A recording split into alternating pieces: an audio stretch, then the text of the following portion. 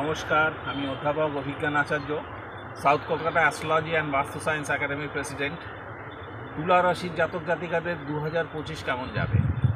তুলা রাশি একটা ব্যালেন্সিং রাশি, সমস্ত রাশির মাঝখানে অবস্থান করে বলে এরা সবাইকে নিয়ে চলতে পারে।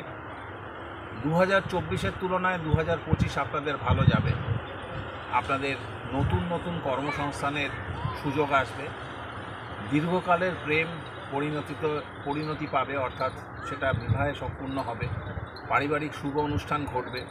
বিদেশ যাত্রার আপনার ভ্রমণের জন্য বা কর্মলাভের জন্য বিদেশ যাত্রার যোগ ঘটবে। যারা রিসার্চ ওয়ার্কে আছেন, দীর্ঘদিন ধরে চেষ্টা করছেন, তাদের পিএইচডি কমপ্লিট হবে। মোটের ওপর 2025 আপনার 2024-এর তুলনায় খুব ভালো যাবে।